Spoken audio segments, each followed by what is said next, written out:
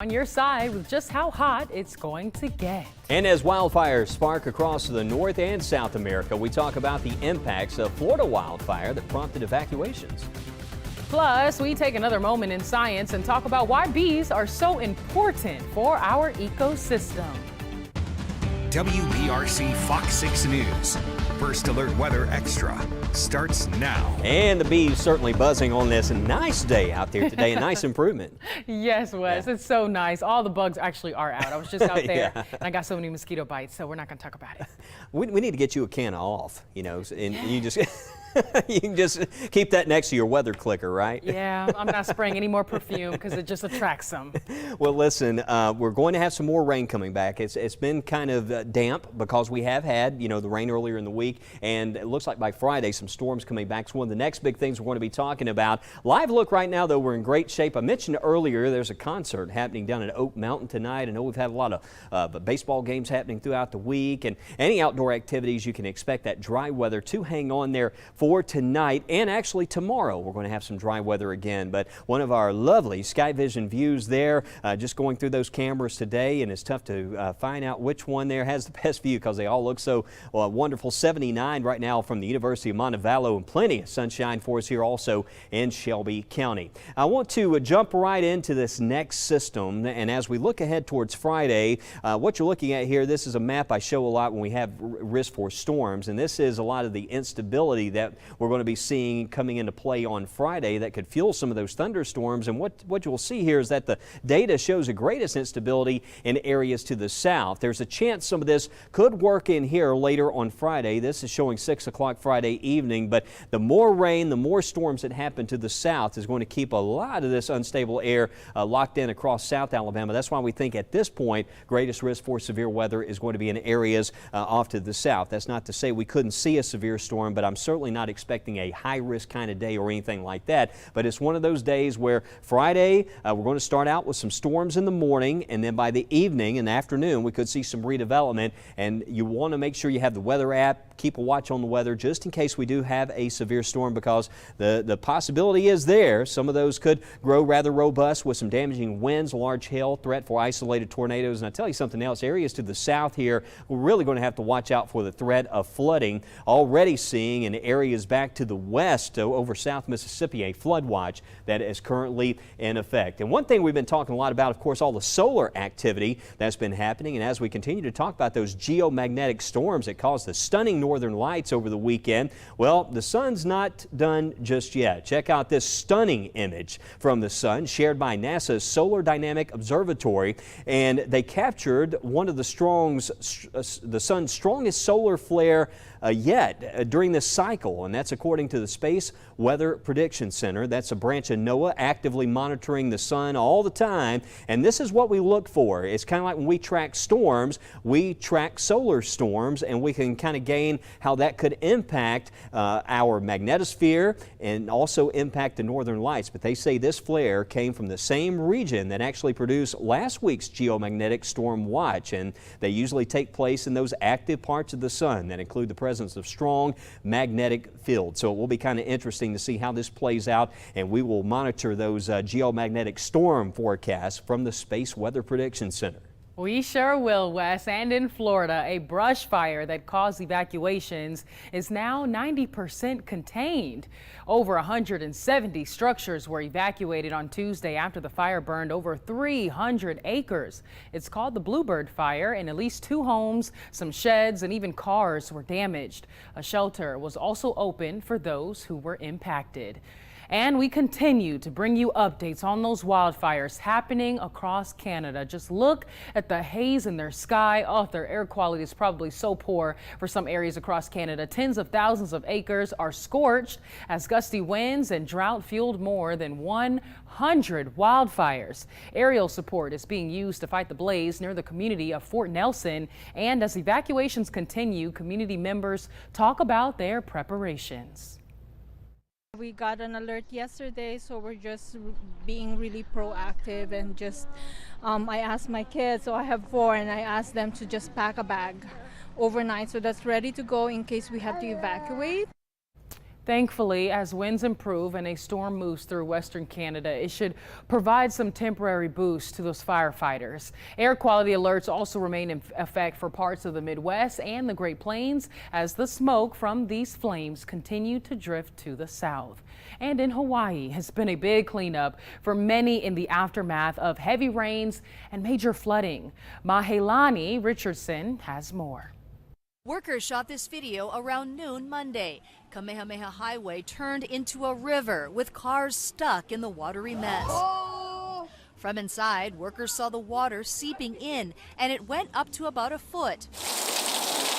Owner Liko Ho says the last flood like this was a couple of years ago. It didn't seem that it was that crazy, but I think just the clouds, lined up perfectly, and the whole windward side over the years been trying different flood barriers, and we had a couple of new ones this time. Didn't quite, keep everything out, but I think it at least kept a lot of the flow out. And so, that's good, because if you get more flow, you get more of the silt that's going to come in. I think what we're doing today is we're taking action where we can, but not every stream is something that we can dredge or open up quickly. Hawaii News Now drone video captured the aftermath of the swollen Waiahole stream, with piles of debris under a nearby bridge and banana patches soaked in water. Really, there's nothing you can do. The river is the river, and we definitely are, we're trying different flood barriers. The city's emergency management director says some windward areas got more than 10 inches of rain in 24 hours. Officials say while they clean up today, they're expecting more wet weather in town and leeward areas tomorrow. Be flexible with your day. Don't take any chances. We saw a number of vehicles stalled out in flooded waters yesterday, and we certainly don't want anybody to get hurt. And in 30 seconds, we'll have an update on that evening hourly forecast, plus a look at that rain and storm chance for later in the work week. You're watching First Alert Weather Extra. We'll be right back.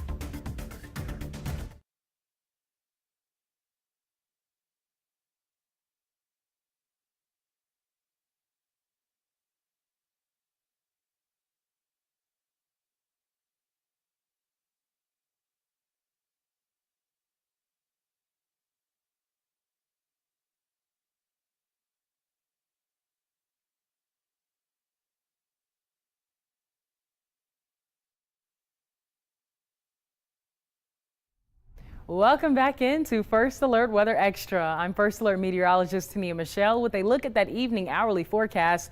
This evening looks great, guys. I have no complaints. We're talking comfortable temperatures in the 70s. It already feels good out there right now. When the sun sets, still in the 70s, mid 70s just around 8 p.m. Around 9 o'clock, lower 70s. Around 10 p.m., still in the 70s. Overnight, we'll see temperatures down into the lower 60s. So a mild start to your Thursday morning. Still looking dry for your Thursday, but returning rain and storm chances are in the forecast as we bring in your Friday. So more storms will be likely. We still have that marginal severe risk where we can see damaging winds, hail, and even an isolated tornado cannot be ruled out. The greatest risk, though, is really going to be down to our south. We'll definitely get heavy rainfall, a strong storm every now and then. And the time period of all of this is going to be multiple rounds. We have rain early Friday, another round throughout your Friday evening and into your early Saturday, but we'll have full updates when Wes has a look at that full 7-day forecast in just a couple of minutes. But there are really a sure sign of spring, but watch out for the sting. Dan Smith has a swarm of knowledge about bees in your moment of science.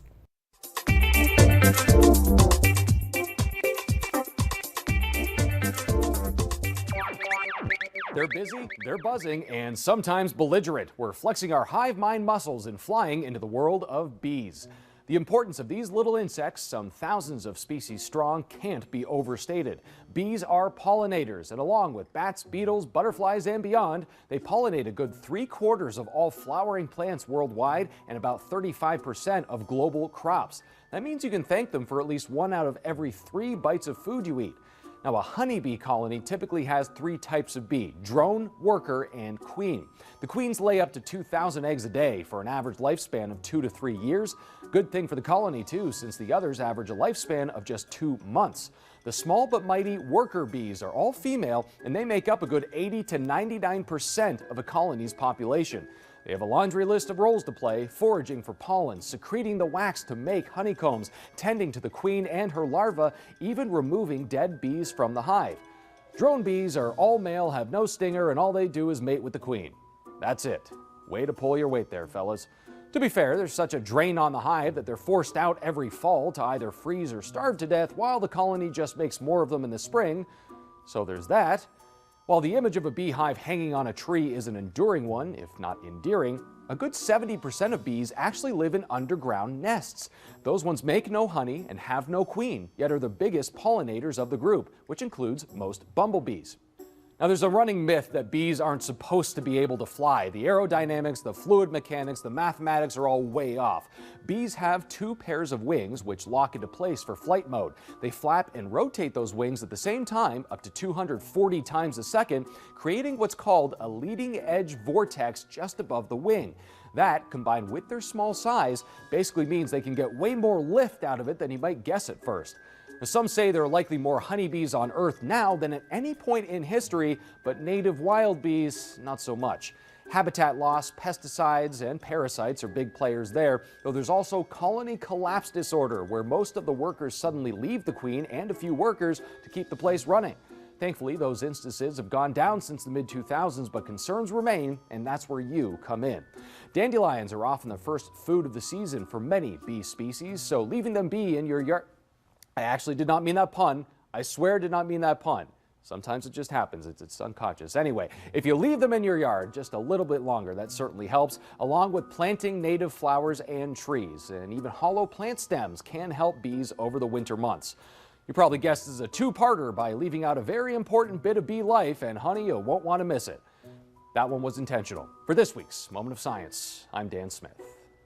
I love it. Well, still ahead, we'll continue to talk about Friday's storm threat and hoping all the storms behave, as well as take you beyond the 7-day to some warmer days. Stay tuned for more First Alert Weather Extra.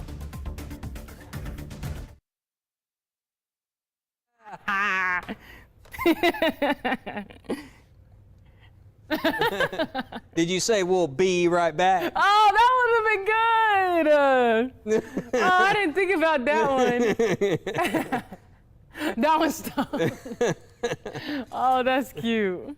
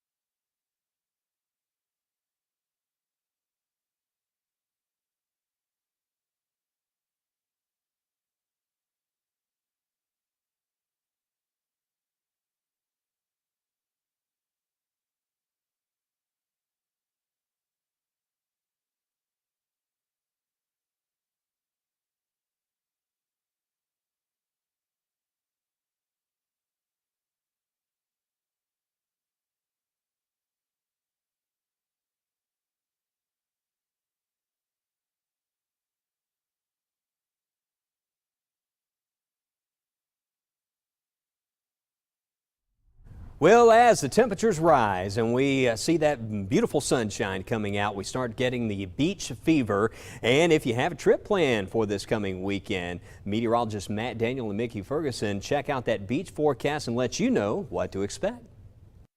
Alrighty, we're getting closer and closer and closer to the summertime season, Matt Daniel. It's your favorite season. Oh, yeah. You love it. How'd you know that? Because I said it a million You've times. told me several times. Yeah. Well, Memorial Day is like the unofficial start of summertime. It's just 12 days away. That's not too long from now, and June 1st will be, what, meteorological summer, the beginning of hurricane season. We'll try to ignore that part. Yes. Father's Day is 32 days away, and Juneteenth, 35 days away. And when I think summertime, Mickey, I'm thinking the beach forecast. Well, dun, dun, dun, because some folks might be headed down early, you know, to beat the crowds for the summertime. So if you are headed on down to the Gulf of Mexico, well, we're at 76 degrees as an average water temperature for this time of the year. So that's still a little bit nippy. Yeah, but it's starting to warm up. In fact, we'll show you that temperature coming up shortly and mention that rip current threat. But for the next couple of days, if you're heading down to the Gulf Coast, I think tomorrow looks pretty good. But Friday's looking kind of messy there. Yeah, a little bit of rainfall, but they say rainy day at the beach better than a dry day at home or something like that. I don't know what they say, but... You mean like a rainy day at home is not as good as a rainy day at the beach? No, like a sunny day at home? Oh, I don't know. Yeah, there's something like that. We're looking at your UV index, of course. As we're getting closer to those summer months, that UV radiation is going to be pretty significant. So we're in that very high range for tomorrow. It might go down a bit, though, going into Friday and Saturday. We've got more clouds and additional storm and rain chances. I mean, almost every time I go to the beach, I'll get a sunburn if I just don't wear some type of protection. Pretty much. There's your water temperature there. Hey, 77 degrees, so we're pretty close to normal for this time of the year. There is a moderate rip current threat, which is pretty average for tomorrow, but we get into Friday and Saturday with that storm system that's going to be affecting us as well. That's a high rip current threat, so red flags. Yeah, storms, rain, wind, and a high rip current threat probably won't stay out of the water. Not a good idea. Let's talk about that 7-day, shall we? We shall. We have the same storm system, like I said, that affects us for Friday into Saturday, is headed to the beach. In fact, it might be a little bit stormier there than it is here. Most of that into South Alabama and the Florida Panhandle. But then it clears up just in time for next week, and temperatures in the 80s. That's pretty nice. Yeah, it's going to actually be a little bit cooler there than it will be here, because we could be in the upper 80s going into next week. But hey, if you're out and about, got plans to go to the beach or anywhere you go, just make sure you download the WBRC First Alert weather app. Smile. Ding.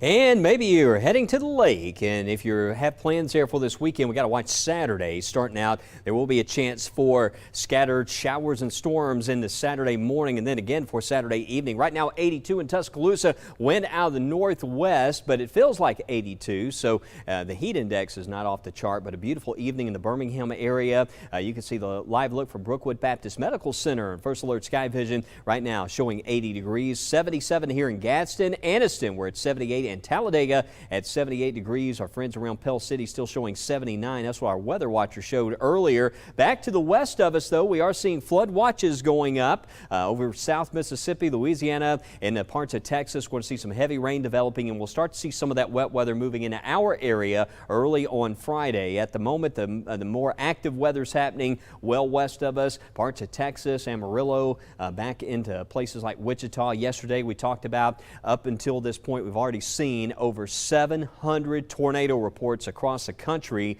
this year. It's certainly been a very active year, and a lot of that severe weather has been happening all around us. And I think as we move into the end of the week, once again, we're going to see a lot of severe weather, that threat for severe weather coming back, but especially for areas to the south. Well, we need to watch out for that risk into Friday, especially the afternoon and evening. Some of those storms may be trying to work in our direction there. So just stay alert. We do have it's a low end risk for severe severe storms, but mostly some rainstorm impacts there by Friday morning. Again, during the afternoon and evening, we'll probably catch some breaks during the day at times on Friday, and the same goes for Saturday, but do expect some wet weather Saturday morning, I think into Saturday afternoon, but there could actually be some flooding for South Alabama as well as those storms start to roll in. We'll see a couple of waves of rain and storms, but this is what the new data looks like. And first off, tonight we've got some incredible weather out there. You can see through 10 o'clock in the 60s, a clearing sky. Out the door tomorrow morning will be close to 60 degrees. Nice calm start, maybe some fog around the lakes and rivers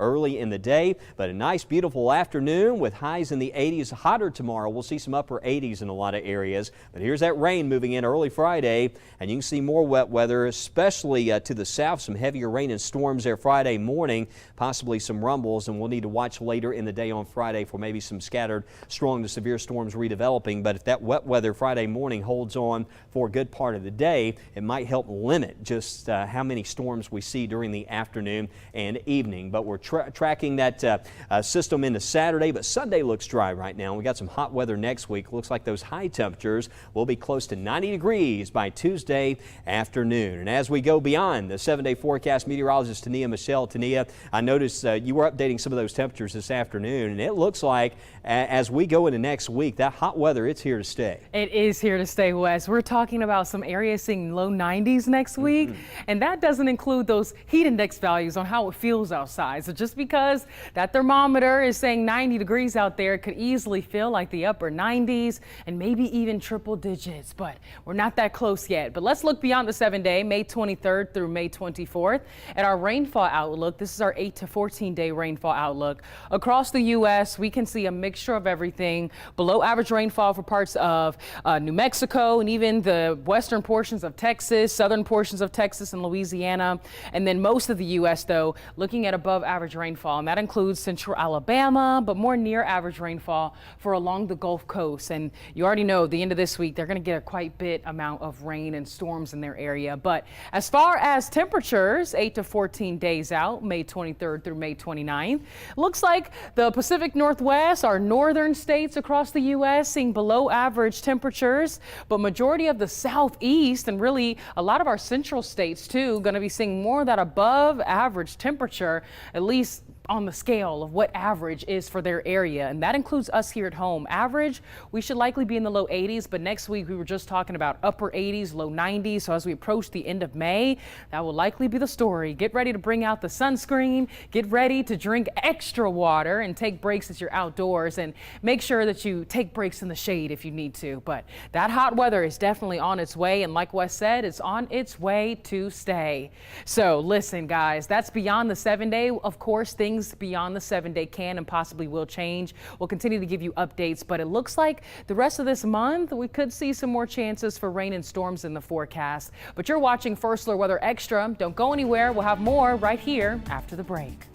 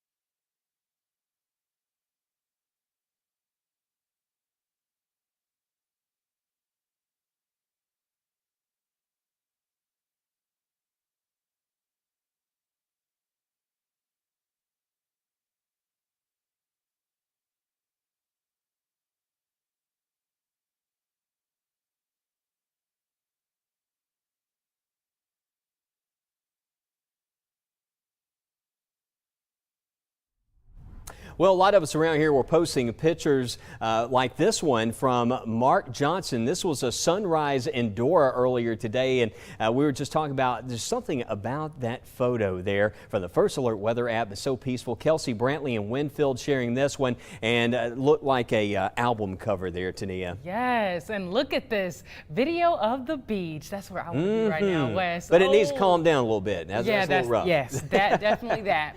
And this other photo, I mean, look at that cotton candy looking like sky. I was about to say, is that another Northern Lights photo? But no, that was just a lovely sunset there. And last night with all the storms, this was a photo that was shared on the weather app late last night from Laura, and she said, can you see the face? She caught it right as we had a flash of lightning. And Tania, I've got to ask you, can you see a face? I see the face. I see the nose, the mouth. Looks like a little, it looks like a gremlin. Well, I'm going to help you out here. And right there, yeah, it looks like a nose. I see a couple of eyes. And a couple? Yeah, maybe even a mustache in there.